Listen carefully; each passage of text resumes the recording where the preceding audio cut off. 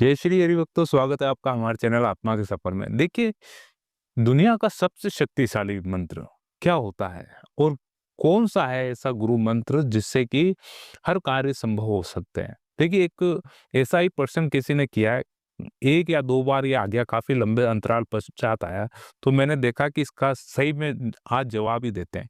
देखिए, दुनिया का एक ऐसा शक्तिशाली मंत्र जिसे आप गुरु मंत्र कह लीजिए, नाम कह लीजिए, लेकिन जो गुरु के द्वारा प्रदत्त किया गया है, अर्थात एक नाम भी कह लीजिए, लेकिन जो कि सर्वशक्तिमान है, आपकी सभी मनोकामनाएँ पूर्ण करता हो और आप जो चाहे वो हो जाए, है ना? जो आपके भीतर विचार उठ रहे हैं, जैसा आपका मन कह रहा है वैसी चीज़ संभव हो जाए, ऐसा कोई गुरु मंत्र।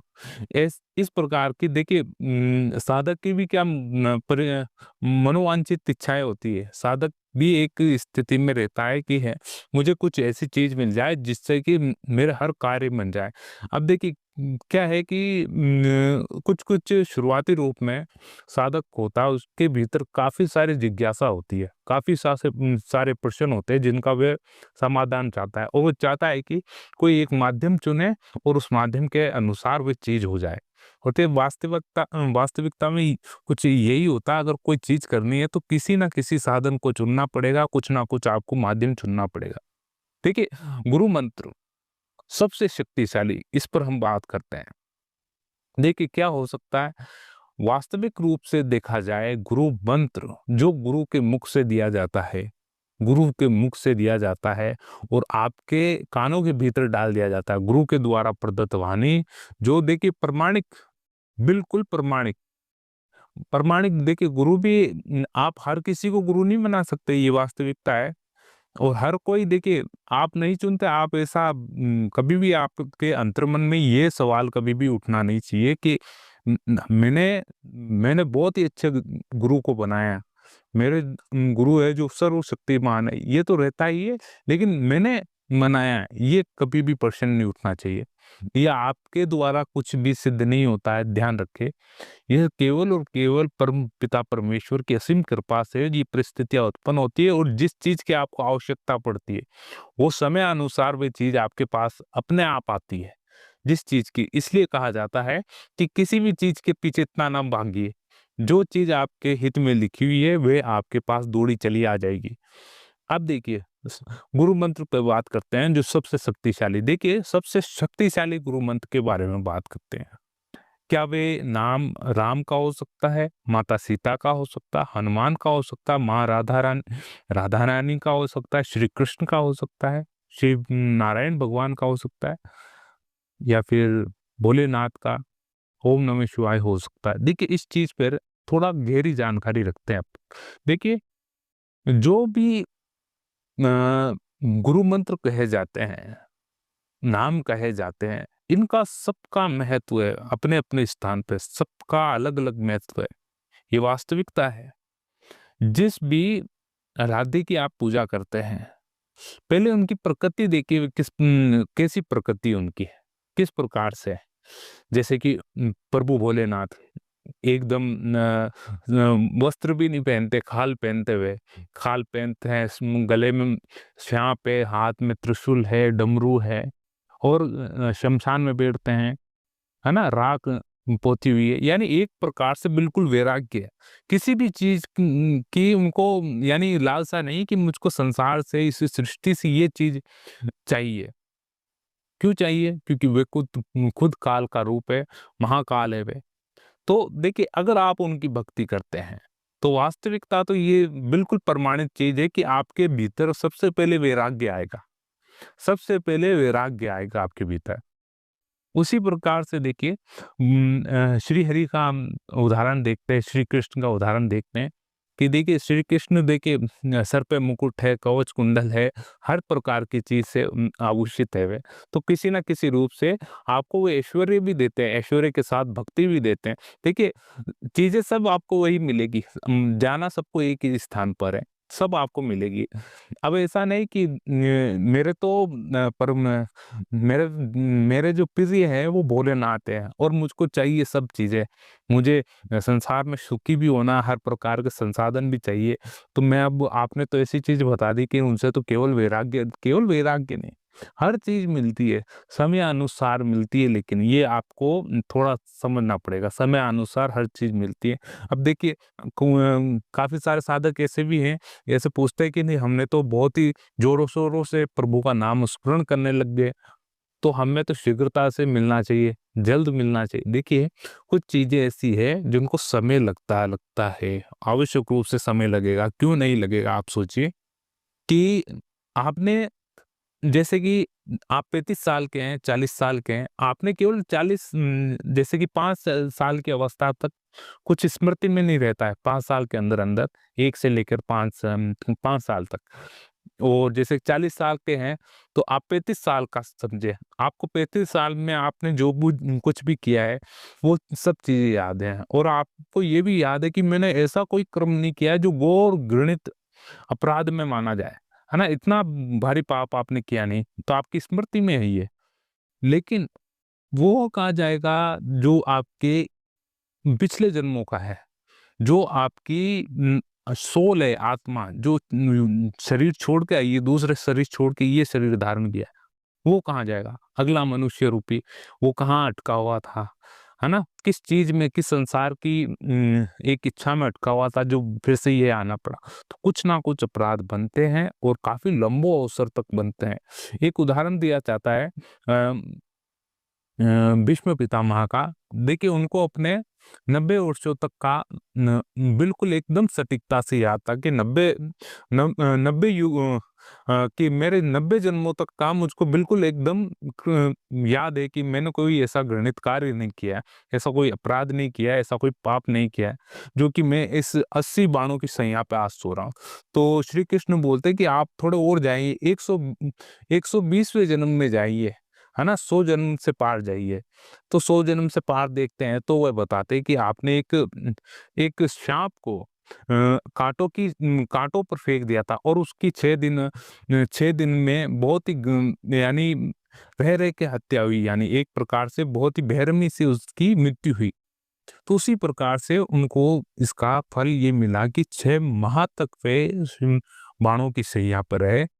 अब देखिए, अब आपको समझना पड़ेगा हम किस चीज़ के बारे में बात कर रहे हैं। सर्वशक्तिमान, देखिए सर्वशक्तिमान वही नाम है जो आपके मुख पे रहेगा और आपके गुरु द्वारा प्रदत्त सबसे महत्वपूर्ण ये माना गया है कि जो गुरु द्वारा प्रदत्त किया जाता है, उस चीज़ पर आपको केवल और केवल आँख बंद करके विश्वास कर लेना चाहिए कि ये गुरु के द्वारा। अब देखिए गुरु परम ब्रह्म, ये चीज़ को मानना भी पड़ता है।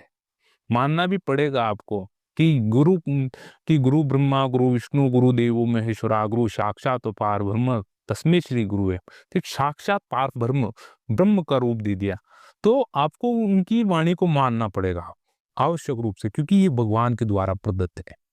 स्वयं भगवान नहीं, यानी गुरु भगवान समान ही है, उनमें कोई अंतर नहीं, केवल दृष्टि एक रखें आप।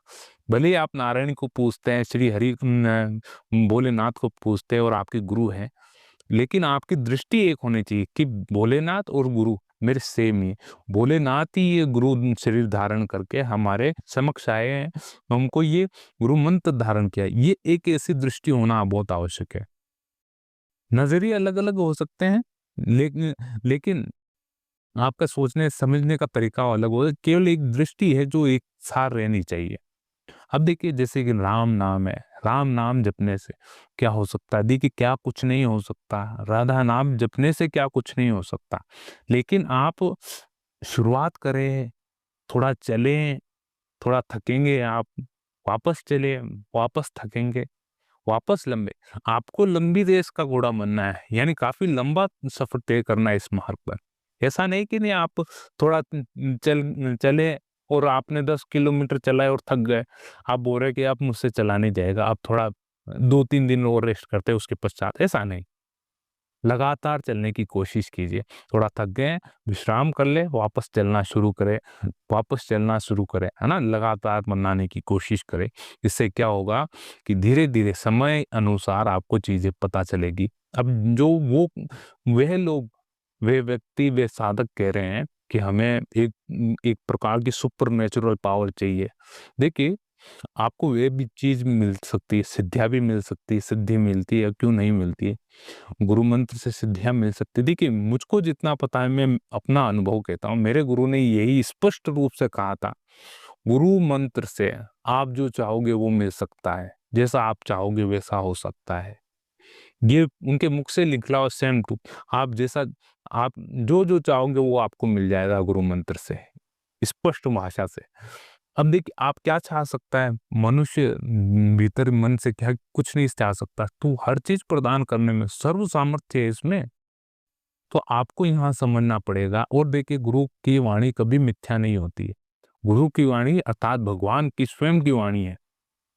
तो ये आपको आवश्यक रूप से जानना पड़ेगा कि देखिए, गुरु जो मंत्र होते हैं, जो नाम होता है, प्रभु का नाम है, हाँ, देखिए, इसमें शक्ति है, अथाह शक्ति है।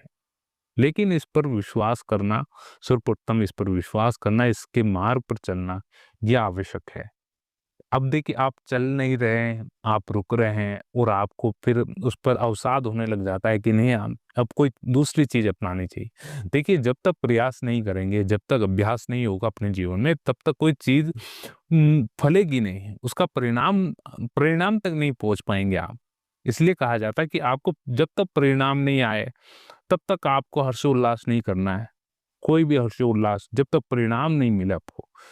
एक तपस्वी है, घने वन में तपस्या कर रहा है, करते जा रहा है।